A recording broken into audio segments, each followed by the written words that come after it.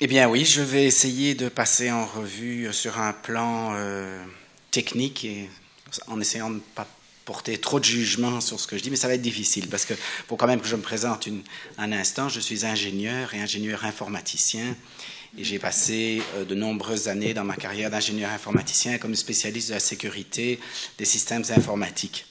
C'est une des raisons qui m'ont amené à rejoindre Pour-Eva, sachant ce que j'ai appris dans ma carrière. J'ai donc peu confiance dans les systèmes informatiques. Je préfère le dire avant de commencer.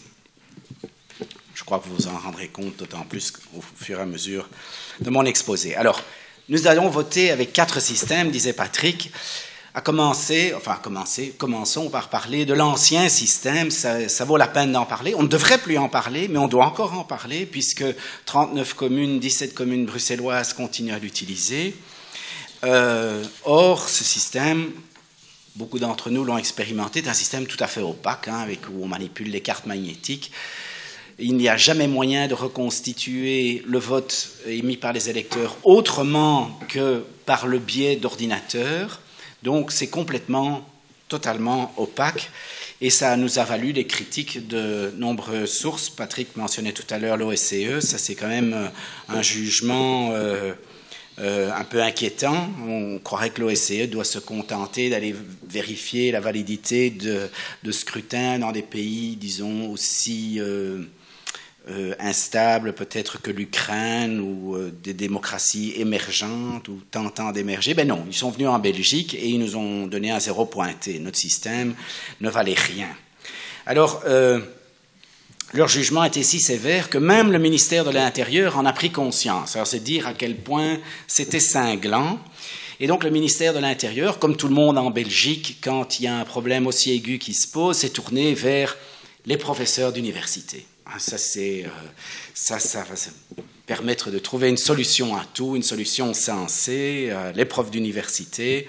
Ça, ce sont des gens qui savent et on peut s'adresser à eux. Et on s'est adressé à un collège de professeurs d'université avec tous les équilibres philosophiques et linguistiques voulus pour qu'ils nous sortent un rapport. Ils nous ont sorti un rapport dans lequel ils ont effectivement confirmé que le système existant ne valait pas un clou et qu'il était urgent de le remplacer par un autre système. Alors là, 2 choses quand même. Ils nous ont fait un beau rapport qui est toujours cité aujourd'hui par l'autorité quand elle parle de son nouveau système électronique, dont je parlerai dans un instant.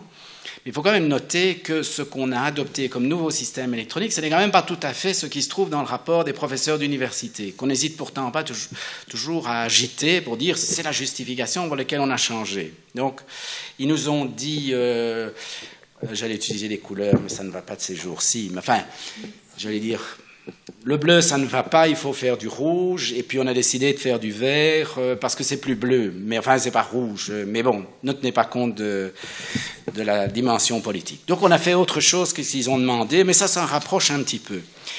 Mais le deuxième aspect, c'est aussi qu'on n'a pas demandé aux professeurs d'université de nous dire qu'est-ce qui serait un bon système. On leur a demandé qu'est-ce qu'on pourrait faire pour améliorer le mauvais système qu'on avait. Et donc, ils nous ont trouvé un système, c'est un peu comme ajouter des filtres à particules sur des pots d'échappement. Bon, il y a toujours des gaz d'échappement nocifs, mais maintenant, avec le filtre à particules, ils sont quand même moins nocifs, quoi. On pourrait presque conduire nos enfants en bas âge à la sortie des pots d'échappement des voitures, ils ne seront plus gazés aussi vite, quoi. Ça, c'est quand même un avantage majeur par rapport à l'ancien système. Si je peux me permettre, cette étude elle date de 2008. Dans cette étude, il n'y a aucune comparaison avec le système papier.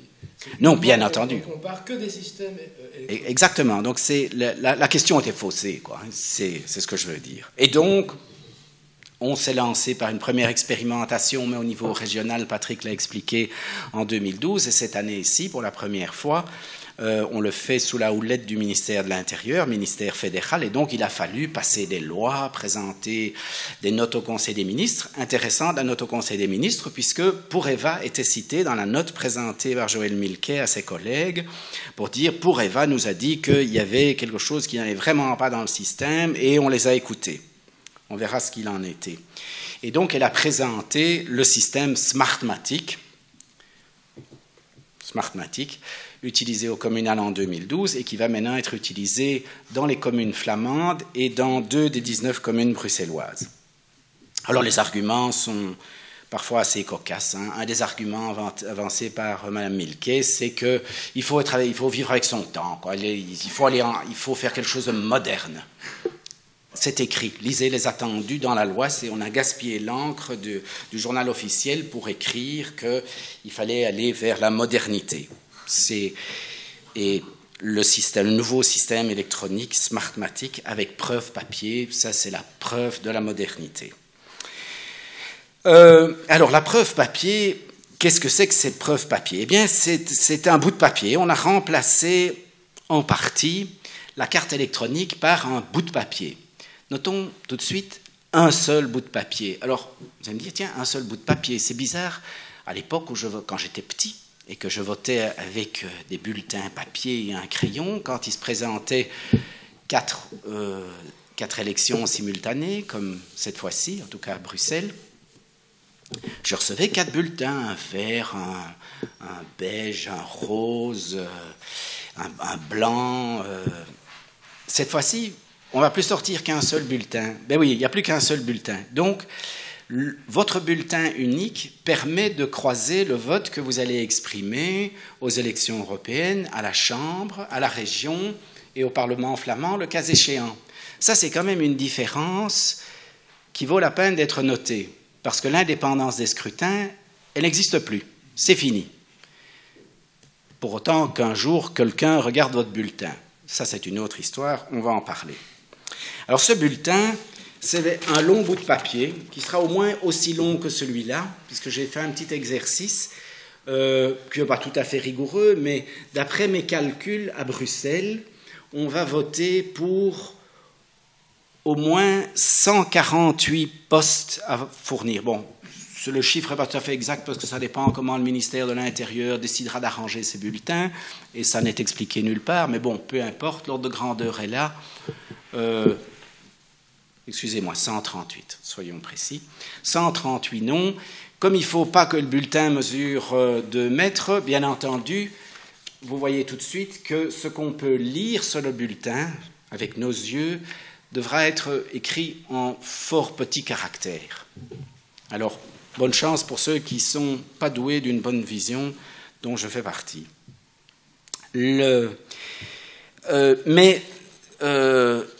Ça n'est pas tout ça, parce qu'en fait, ce qui compte réellement sur ce bulletin papier sur lequel vous êtes soi-disant à même de retrouver votre vote, parce que vous n'aurez peut-être pas voté pour 148 candidats, vous n'êtes pas obligé, vous pouvez même voter pour personne, dans un but de ne pas pouvoir reconnaître votre bulletin de vote, il faut que tous les bulletins, tout le monde, aient la même longueur. Donc que vous soyez un citoyen européen qui va se prononcer pour un maximum de 8 candidats effectifs et 6 candidats suppléants à l'élection européenne, ou si vous êtes un électeur qui choisit le collège flamand à Bruxelles et que donc vous pouvez voter là pour les 138 possibilités, vous aurez un bulletin de la même longueur. Tous les bulletins doivent être les mêmes. Bien.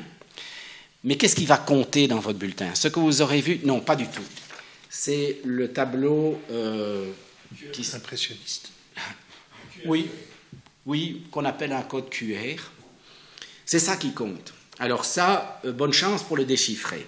Alors, vous allez me dire, oui, non, mais ça, c'est quelque chose qu'on voit maintenant sur les abribus, des codes QR. Vous voyez une publicité pour H&M et tout de suite, vous flashez avec votre smartphone et vous trouvez la publicité pour la petite robe d'été à 19,90 € fabriquée dans un atelier au Bangladesh. C'est formidable. C'est le truc qui enthousiasme les foules. Et donc, c'est jeune, c'est moderne, c'est bien ce que la ministre nous a annoncé. Et les professeurs d'université avaient recommandé l'utilisation du code QR.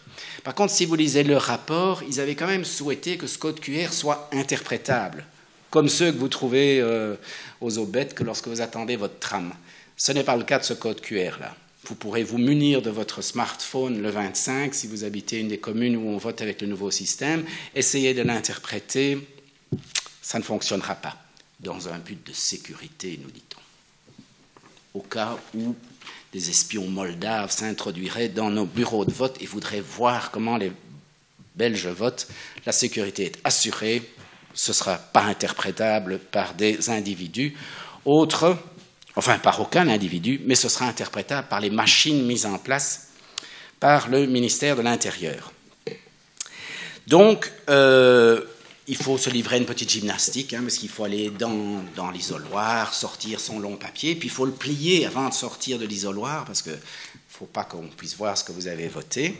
Puis il faut se rendre vers la machine où vous allez interpréter, et là, en cachette, vous allez déplier votre... Il y a une démonstration sur YouTube qui est époustouflante. Vous dépliez votre bulletin, puis en cachette, vous l'appliquez sur le lecteur, comme à la caisse du Deleuze, vous lisez votre code QR, puis vous repliez le bazar, et puis après, vous allez le glisser dans l'urne qui se trouve attachée au lecteur derrière. Et à ce moment-là, non seulement votre vote a été enregistré, mais le dépouillement est terminé. C'est terminé, il n'y a plus rien à faire. C'est parti, c'est dans les réseaux, c'est magnifique. On va déjà pouvoir donner les résultats presque... online, on va pouvoir faire apparaître, tiens, maintenant les bulletins de vote à Saint-Gilles sont terminés, tout va bien. Enfin, c'est ce qu'on dit. L'expérience nous a montré dans le passé que le vote électronique n'a pas toujours rencontré le souci de pouvoir annoncer des résultats dès 20 heures, et donc de pouvoir venir se targuer qu'on a gagné les élections à 20 heures, même quand on a pris une tatouille, tout le monde a gagné le soir des élections. Et la rapidité n'est quand même pas toujours au rendez-vous parce qu'il se passe des petits problèmes techniques. Mais j'en reparlerai après. Ce que je voudrais quand même dire, c'est que ce vote papier lisible qui se trouve là, il est là pour répondre à la préoccupation des professeurs d'université, relayé bruyamment par Poureva et cité par Mme Milquet au Conseil des ministres. Mais elle a oublié une petite chose dans la loi. Elle a dit dans la loi, il y a une possibilité d'audit, puisque on peut lire les papiers, mais elle a oublié une petite chose, c'est de dire dans quelles conditions, à quelles conditions, qui ferait, où et comment un audit. Rien n'est prévu. Alors, on a des bouts de papier lisibles, mais il n'est prévu nulle part, à aucun moment, d'en faire quoi que ce soit. Donc, vous aurez pu vérifier là que vous avez sur ce papier la même chose que ce que vous avez rentré dans l'ordinateur, du moins dans la partie que vous pouvez lire, vous ne savez toujours pas ce qui se trouve là au-dessus. Oui, on vous dira, il y a un ordinateur de contrôle. Il y a un ordinateur de contrôle. Il y a un autre ordinateur dans lequel vous pourriez vous rendre avant de déposer votre bulletin pour contrôler à l'écran que cet ordinateur-là dit la même chose que l'ordinateur auquel vous étiez confronté dans l'isoloir. La belle affaire. 2 machines sont d'accord entre elles, mais les êtres humains, là-dedans, ils ne sont pas concernés. Donc, je dis, aucune définition, possibilité d'audit, mais on ne dit pas comment on ferait un audit, s'il y a un échantillonnage qui est prévu, comment on le prendrait, quel serait le pourcentage de bulletins à compter pour qu'on puisse estimer que cet échantillonnage est valable, quels seraient les bureaux qui seraient désignés pour prendre des échantillons? Rien de tout ça. Mais la ministre a quand même pensé que Poureva ne serait pas contente et a donc prévu de veiller à la présence d'un collège d'experts. Alors le collège d'experts, rappelez-moi, combien de personnes ça fait à peu près? Des experts. Pas des citoyens, des experts. Des gens en région Wallonne, c'est 4, hein? Oui, bon, allez, soyons généreux. Il reste 2 par parlement, et peut-être 4 pour la partie fédérale, ils doivent être 12. Allez, tapons large. 20 experts. 20 experts. 20 experts, 20 personnes vont contrôler l'entièreté des suffrages exprimés par les 8 millions d'électeurs belges. Et Mme Milquet ne rougit pas. Enfin, dans son cas, évidemment, elle n'aimerait pas tellement rougir. Bien. Alors, ce que je voulais dire, on a des experts. Allez, disons que ce sont des experts. Enfin, ils n'ont pas de moyens. C'est pas sérieux. Alors, heureusement, il existe quand même encore un 3e système. Il faut le rappeler parce qu'on ne le dit plus assez. Mais il y a quand même encore une partie des Belges qui peut voter papier. C'est bien. La Belgique, c'est assez extraordinaire parce que j'ai personnellement assisté à des dépouillements dans d'autres pays voisins, pas loin, qu'on cite souvent comme des démocraties. Je trouve le système belge de dépouillement par des citoyens particulièrement remarquable. Vous allez Autre-Quiévrin, ça ne se passe pas comme ça. Chez nous, ce sont des citoyens tirés au sort, toujours enthousiastes d'ailleurs, comme chacun sait, qui participent au contrôle des bureaux de vote, au dépouillement. Et mais il faut quand même enfin, je devrais dire, c'est intéressant, Patrick l'a mentionné en passant, gros avantage du vote papier, quand même, à part le fait qu'il soit démocratique, ce qui n'intéresse plus grand monde, mais certains quand même, comme nous, c'est qu'il est quand même pas cher. Alors ça, dans un pays obsédé par les coûts, l'économie, les restrictions budgétaires, c'est quand même un truc dont il faut tenir compte. Ça coûte pas cher. Et donc, ça ne coûte pas cher, ce qui veut dire que, à contrario, le vote électronique coûte plus cher. Or, comme on a vu, le vote électronique, il n'est pas réparti de la même manière dans le pays. Or, ça Patrick ne vous l'a pas dit tout à l'heure, il faut quand même savoir que le ministère de l'Intérieur subsidie le vote électronique.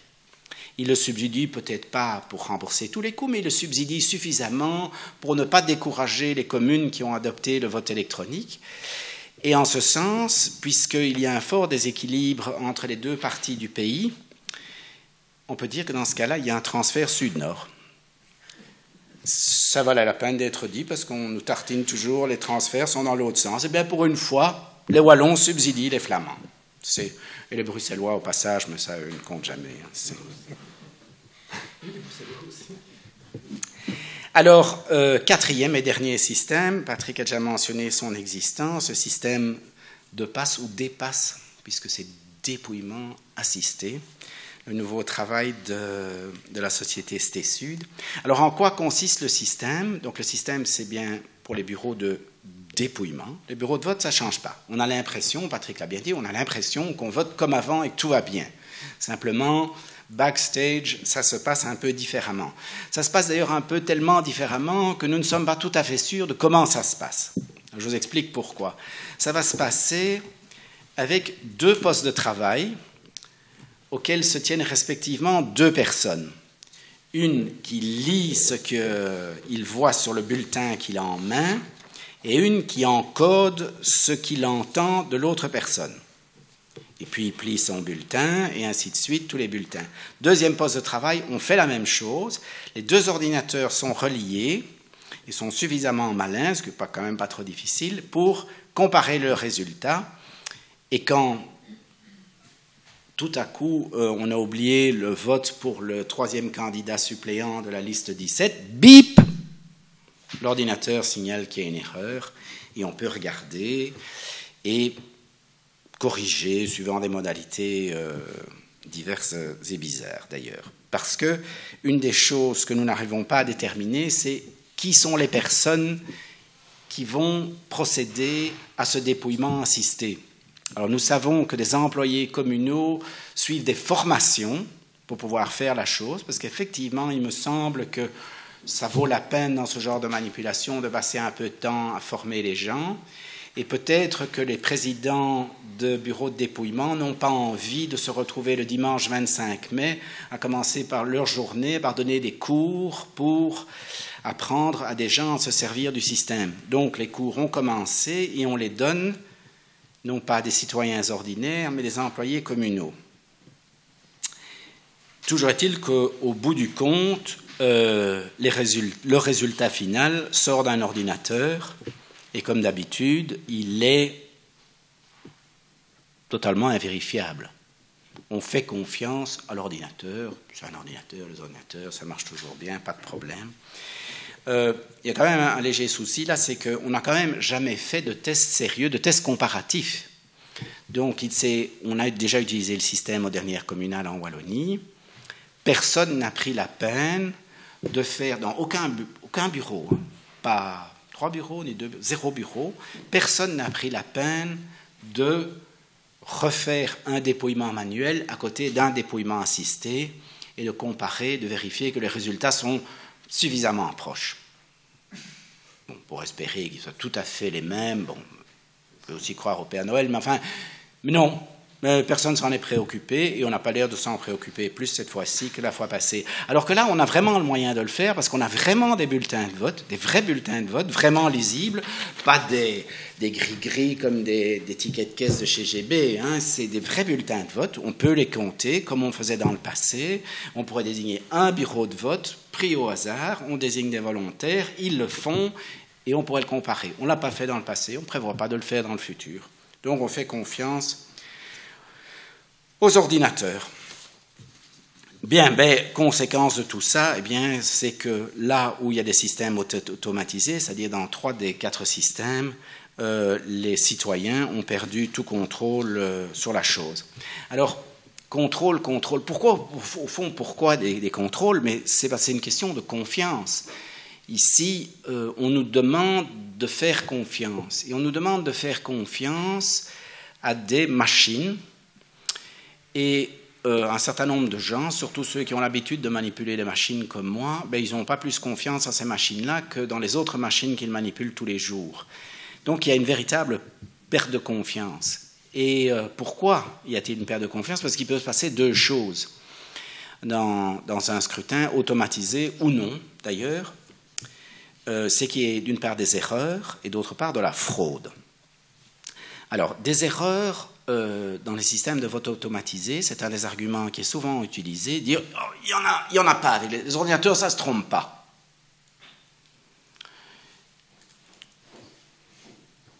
On a pu observer un certain nombre d'erreurs dans le passé, et c'est vrai qu'elles ont été peu nombreuses.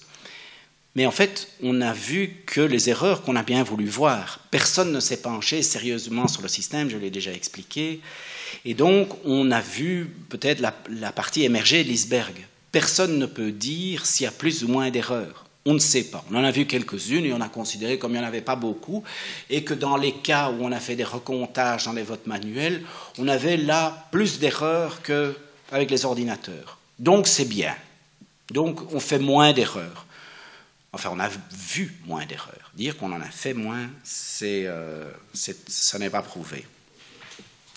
D'autre part, des erreurs dans les systèmes manuels, si on en fait, il faut quand même tenir compte de la dispersion de nos systèmes de dépouillement. Autrement dit, si on fait une erreur dans un canton à Nivelles, elle n'est pas de nature à affecter les résultats à Libramont ou en Flandre occidentale. Les erreurs sont très localisées. Donc, elles existent, elles ont un impact, mais un impact limité. Vous faites une erreur avec un ordinateur que vous diffusez de manière uniforme dans 50 communes, vous aurez 50 fois la même erreur. Ça, c'est le problème habituel de l'informatique. Tout est multiplié par la puissance de la machine. Alors encore heureux, peut-on dire aujourd'hui qu'on ait 3 systèmes automatisés parce que ça diminue les chances de répartir les erreurs. Oui, on se console comme on peut. Le autre problème, celui de la fraude. Alors ça, c'est un qui est, je dirais, relativement nouveau dans les préoccupations de pour Eva, mais enfin qui est très préoccupant pour moi. C'est vrai que des fraudes, on nous a décrit abondamment dans les systèmes manuels, surtout quand on fait voter des témoins de parti parce que les assesseurs sont un peu fatigués et on se glisse un crayon rouge dans la manche et on vote systématiquement pour le copain qui est 4e suppléant sur la liste de son parti chaque fois qu'on voit passer la chose. Oui, d'accord. Mais encore une fois, et plus encore que pour les erreurs, c'est avec le papier, c'est très localisé. Et on a trouvé des gens qui le faisaient, on a recommencé des scrutins à cause de ça, c'est vrai, mais l'impact est faible.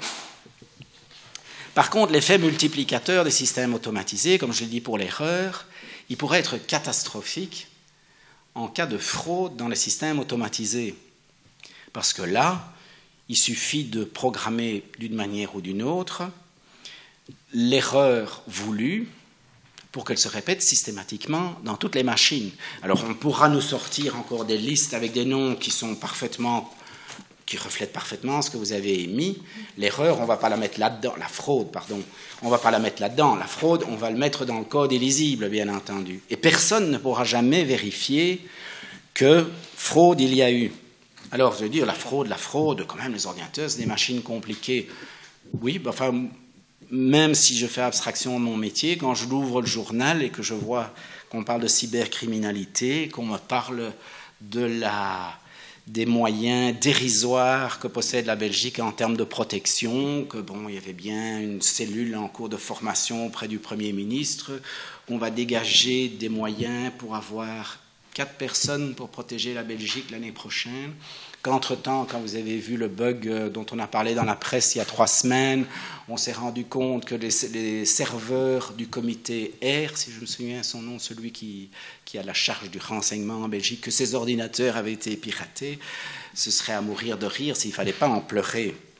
Hein, donc la fraude est quelque chose qui nous pend au nez. Alors, je dirais le cas favorable, c'est celui des individus malveillants. Le cas défavorable, c'est celui d'autorités qui voudraient jouer un rôle qui dépasse leurs compétences normales. Et là encore, vous vous référez à votre quotidien habituel, vous lisez au moins un article par semaine sur ce que les gouvernements peuvent faire dans les ordinateurs des autres. Et nos ordinateurs de vote ne sont pas plus à l'abri que n'importe quel autre ordinateur. Donc, pour résumer tout ça, je dirais techniquement, malgré tout l'intérêt que je porte aux ordinateurs, je ne fais pas confiance au vote électronique. Pas plus que personne d'autre chez Poureba. Merci Thierry. Alors juste quelques petits points pour terminer et vous donner la parole et répondre à vos questions.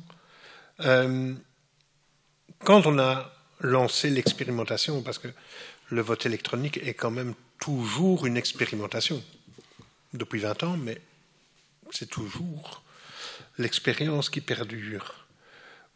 Il y avait 3 objectifs.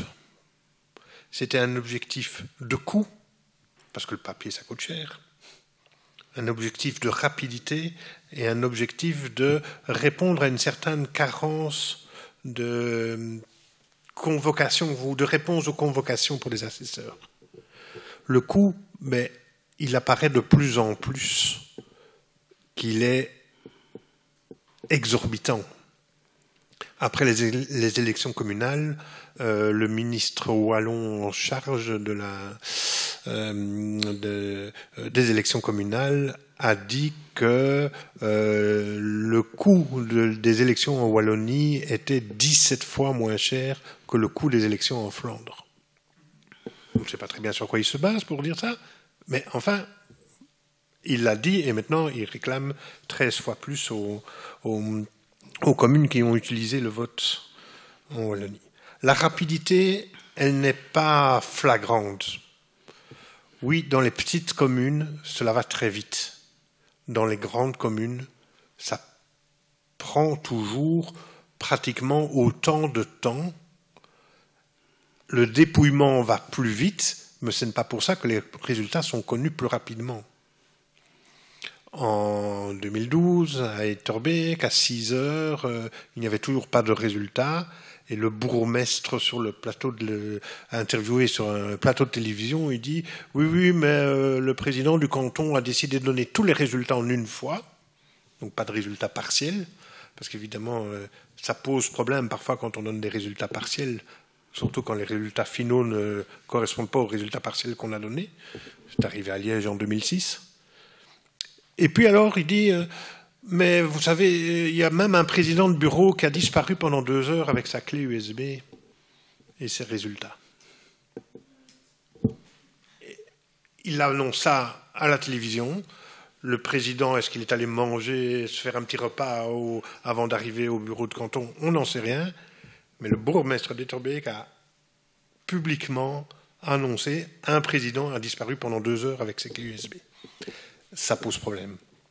Rapidité, aux dernières communales, ça c'était l'autre système, le 2 passes. Les derniers résultats qui sont arrivés sont ceux de Neuchâtel, qui utilisaient le nouveau système de passe, de dépouillement assisté. Ils sont arrivés 24 heures après.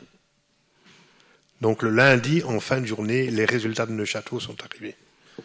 Donc la rapidité, elle n'est pas flagrante. À certains endroits, oui, à d'autres, non. En bout du compte, qu'est-ce qu'on a comme objectif rencontré? Le fait de devoir convoquer moins de personnes. Donc, pour nous, le seul objectif, c'est un recul démocratique, ce n'est pas une avancée. Il y avait un quatrième objectif, oui, qui était la fiabilité. La fiabilité, oui, ben, la fiabilité, on l'a vu à Scarbeck en 2003 où la tête de liste avait plus de voix de préférence que le résultat total de sa liste. À Liège en 2006, c'était les résultats finaux qui n'étaient pas correspondants aux résultats intermédiaires qui avaient été donnés. Ce qui est assez amusant, c'est que la ville de Liège, suite à cette élection communale de 2006, a dit plus de vote électronique, motion unanime du conseil communal, et elle vote toujours électroniquement, et elle votera encore électroniquement en 2014. L'abstention augmente, on en est à plus de 20%, surtout un phénomène urbain. Liège, Charleroi, près de 22%, donc abstention blanc et nul, près de 22% en région bruxelloise. Impossible à établir, mais on pense que l'utilisation de l'électronique et que la fracture numérique est là à Bruxelles, pour un public peu qualifié, maîtrisant pas le français et donc ne sachant pas ce qui se passe, le nombre d'élections.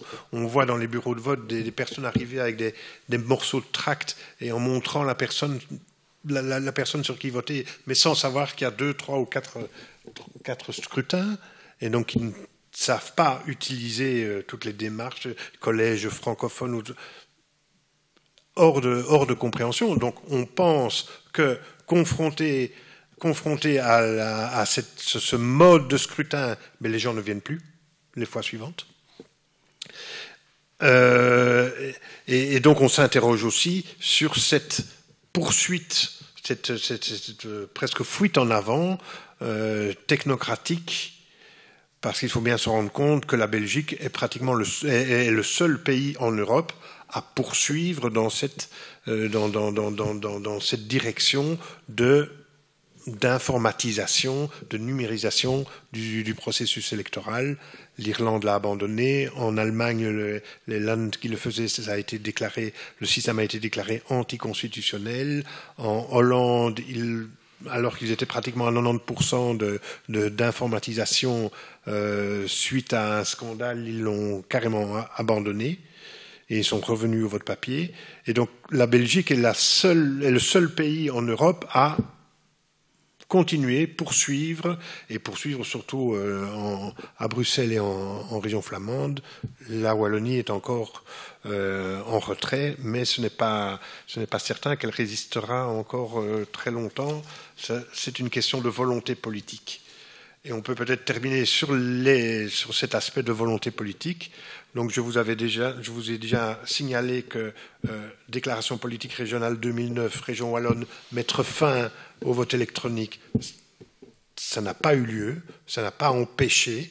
Donc les résistances entre l'idée générale portée par le parti, portée par le programme, portée par la déclaration de politique régionale, confrontée à la volonté du personnel politique local, elle ne tient pas.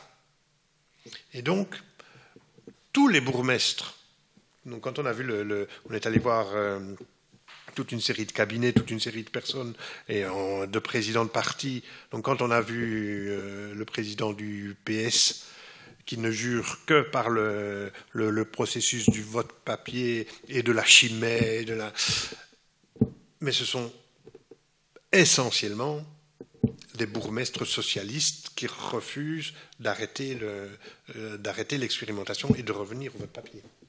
Essentiellement. Toute la région liégeoise, les 3 communes du Hainaut, ce sont des libéraux, d'accord.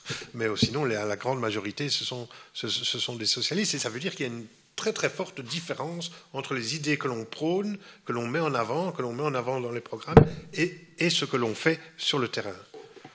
À l'occasion de ces élections-ci, pratiquement tous les partis francophones sont, à des nuances près, opposés à la poursuite du vote électronique. Le seul parti qui ne se prononce pas clairement, c'était les libéraux. Enfin, il y a plusieurs endroits où on voit leur position, donc ils n'avaient pas répondu pour le nouveau jeu du test électoral à la RTB. Pratiquement tous les partis se disent opposés. Retour au vote papier avec informatisation pour les socio-chrétiens, mais ce que le ministre de l'Intérieur fait est tout à fait contraire. Améliorer les imperfections pour le MR. Le Parti Pirate a un vote incontestable et donc pas d'électronique. PS, pas d'électronique, pas d'Internet, mais on voit bien que les pratiques ne sont pas les mêmes, ne sont pas ça sur le terrain. Le PTP ne veut pas d'électronique. Écolo totalement contre le vote électronique, FDF, le vote papier offre un surcroît de démocratie, donc tout a l'air clair, tout a l'air bien. On vient d'apprendre que le bourgmestre de Watermal-Boisfort serait, lui, favorable au vote ticket. Et donc c'est tout nouveau, ça vient de sortir, on vient d'avoir un mail, et donc il y a des interrogations, il y a des fortes interrogations entre ceux qui, à l'expérience, quand on voit que quand c'est mis dans la déclaration de politique régionale, ce n'est pas appliqué. Et quand on entend les différences entre le président du Parti socialiste qui dit « pour moi, il n'y a que ça », et quand on prend contact avec les bourgmestres socialistes, c'est surtout pas changé. Même s'il y a un vote unanime du conseil communal pour l'abandon, on se pose vraiment toute une série de questions. Et donc maintenant, cette dernière petite péripétie est très inquiétante. Par contre, et il faut bien se rendre compte que du côté flamand, c'est exactement l'inverse. Du côté flamand, tous les partis sont pour l'extension du vote électronique et pour l'abandon du vote papier. Qu'est-ce qui les motive ? Pratiquement tous, que ça va plus vite, que c'est plus fiable, que c'est plus certain, qu'il y a moins de fraude. Il y en a même un qui dit on ne sait plus avoir de bulletin nul. Bon, voilà. Ce qui n'est pas tout à fait vrai d'ailleurs, mais peut-être qu'on va en parler avec Alain tout de suite. Le seul parti qui est d'accord d'abandonner le vote électronique, c'est le Vlaams Belang. Parce qu'à Bruxelles, étant donné qu'on est obligé par le vote électronique de d'abord choisir sa langue. Mais c'est le seul parti flamand qui se déclare opposé au vote électronique. Il est opposé au mode de vote électronique que nous connaissons à Bruxelles, quoi, à cause du volet linguistique des manipulations à l'ordinateur. Voilà. Donc, je voulais, peut-être juste qu'Alain va pouvoir parler un tout petit peu du recomptage qui a eu lieu ici à Saint-Gilles, mais je disais que ce n'est pas tout à fait vrai. Une des questions assez importantes pour nous, c'est le comptage, on l'a bien compris, mais c'est le recomptage.